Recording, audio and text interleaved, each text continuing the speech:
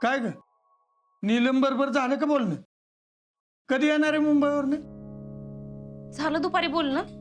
त्या म्हणल्या आप्पा काय ऐकणं झालं वाटतं. म्हणजे आप्पांचं असं मत आहे की दुबई जायचं काय चान्स सारखा सारखा येणार आहे का, म्हणून ते आत्ताच जायचं म्हणतात. त्यांना घालवूनच नाही परत येणार आहेत. बरं जितू कुठे गेलाय? ते रानात गेल्यात. टोळी आल्या ना, तोड करायचे ना. हे बघ 100 वर्ष आयुष्य काय झाली का काम सगळी? टोळी आली? कशाच काय नाना, अहो अजून शिंट्याच्या वावरातलंच झालं नाही. तिथलं संपून मग येणार आहेत आपल्या वावरात. मला तर वाटतंय आता उद्या सकाळीच येत्या. ए सावऱ्या, हा तू पाणी दिलंस ना उसाला? होय, मी आणि भैया गेलो होतो सकाळी उसाला पाणी पाजायला. भैया किती करतात ना आपल्यासाठी. अरे जितू यांनी आज उसाला पाणी दिलंय म्हणल्यावर उद्या परवा तोड कशी करणार? नाही म्हणजे रानं सगळी भिजलेली असतील ना. कुठलं भिजतंय नाना, ऊन केवढं आहे बघा की. अहो उन्हामुळे जमिनीवर पाणी टाकलं तर लगेच वाफ होऊन जाते त्याची. आओ हात धुण्या जावा आणि जेवत जेवत बोला. तुमचे गप्पा काय आज संपायचे नाहीत. आलं. दादाचा फोन आला होता. ते शितलीच्या अन्नात फ्रीज द्यायचं जर डोक्यात असेल ना तर ते डोक्यातनं काढून टाका म्हणतोय. ते घेणार आहे आणि धाकटा कपाटान बेड देतो म्हणलाय. अगं पण त्यांना म्हणावं एवढं काय बी करायची गरज नाही. अहो त्यांची एकुलती एक भाची आहे. आता त्यांना करूसं वाटतंय तर आपण कसं अडवणार. जितू तुला ते कार्यालय बघायला सांगितलं होतं, त्याचं काय झालं?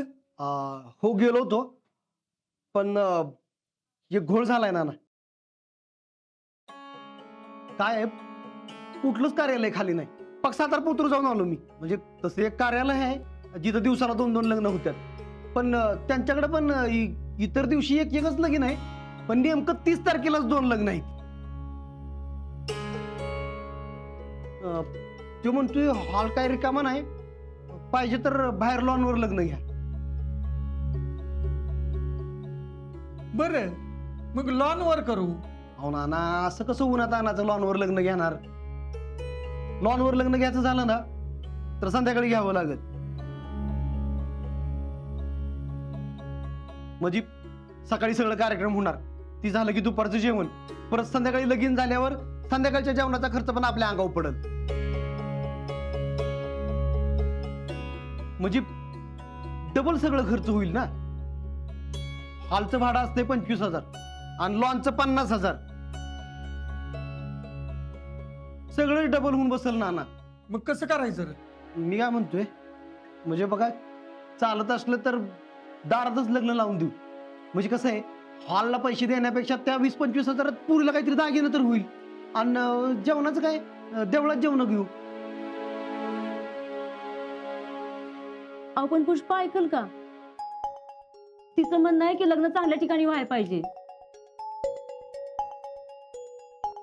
हे बघा एवढं काटकसरीनं वागायची काहीच गरज नाही.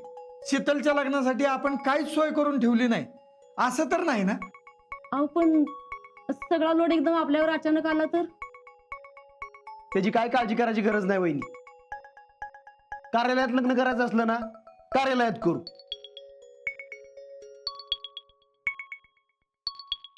आणि कसं आहे वहिनी, तुम्ही म्हणताय की नाही तसा जर का लोड आला की नाही सरळ बाहेरनं पैसे उचलू.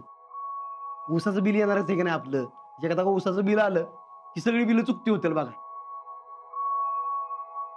आओ जेवायला बस आता. जितू काका तुमच्या ऊसाच्या फळाला आग लागली आहे. काय? हो अख्खा फड जायला लागलाय.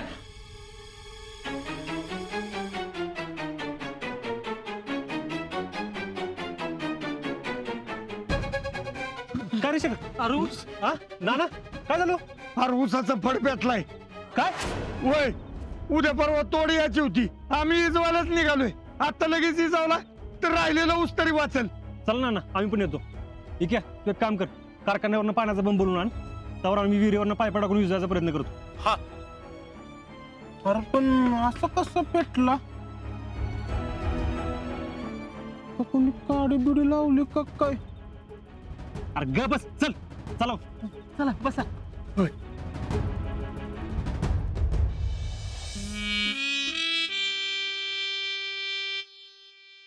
टॅलेंट व्हॉट इज दिस? 9 वाजले तरी दिवा लावला नाही अजून तुम्ही. हा शुभं करोति कल्याणम आरोग्यम धन संपदा. भैया ओ भैया, अरे जम्या हळू. काय झाले तुला माहितीये का? काय अरे पवारांच्या उसाचा फड पेटलाय. काय? सगळं गाव गेले विजवायला. चला आपण पण जाऊया. अरे पण कशामुळं? आता कसं ते मला काय माहित.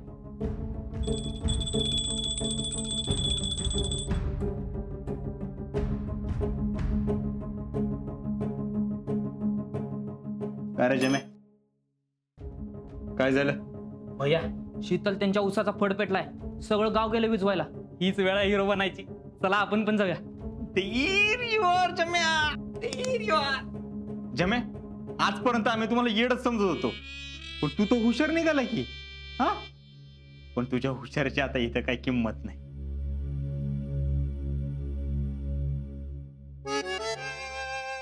कारण जिथं आपण पेटवतो तिथे विजवायला कधीच जात नाही. Got it? म्हणजे भैया म्हणजे ते जाऊ दे, तुला नाही कळायचं. जा. भैया म्हणजेच तुझा हिरो बन, जा. गो. आता भैया टॅलेंट, हा? तुला जयश्रीने एक गोष्ट सांगितलेली आठवते का? हा की लांडग्याला जर जंगलाचा राजा व्हायचा असेल तर तो जंगल पेटून बी देऊ शकतो. शीतलच्या घरची सगळी नाकाबंदी करणार आहे मी. ते तिच्या घरच्यांना सगळ्यांना जखडून ठेवणार आहे आजगरासारखं. ते कुत्रा असतं का नाही, त्याला अशी बिस्किट टाकलं कशी शिपटी हलवत मागा येतात, तशी तिच्या घरची आपल्या मागा येतात का नाही बघ. शीतलचं ना अजिंक्यचं लग्न लावून देणं लई महागात पडणार आहे ह्यांना. ही फक्त सुरुवात आहे टॅलेंट. आता ऊस पेटवलाय, घर पेटवतो का नाही बघ लवकरच. नाही शीतलच्या संसाराची राख रांगोळी केली ना तर नाव सांगणार नाही. हर्षवर्धन उर्फ भैया साहेब देशमुख. जिजे काय बघतीस? काय नाही र, रोजचीच मालिका बघत्या. आणि तुम्हाला एवढा उशीर का झाला याला? अगं पूजा तरी संपायला पाहिजे का नाही? कशी झाली पूजा? अहो जेवढा आपण लग्नात खर्च करणार नाही ना तेवढा पूजेला केला होता त्यांनी. असली पूजा कुठंच बघितली नाही बाई मी कधी. काय ग पुष्पे, पोराचं घरदार आहे का चांगलं? चांगलं डोळ्या गरा गरा फिरतेल असा बंगला बांधलाय पोराने, ते बी सत्ताच्या जीवावर. जिजी लईच कष्टाळू पोरगा आहे. आणि घरी दोघच असतात, त्यो आणि तिची आई. आणि आई तर घरात असून नसल्यासारखी आहे बर का, म्हणजे एकदम शांत. आता लहानाचं मोठं झालंय मामाकडच, पण मामाच्या घरात राहत नाही. मामाचं घर सेपरेट आहे आणि ह्यांचं घर सेपरेट आहे. अहो लई म्हणजे लईच मोठा बंगला आहे. मला तर बाया जेडीचं लईच कौतिक वाटायला लागलंय. ती तिथं राणी सारखी राहील, राणी सारखी.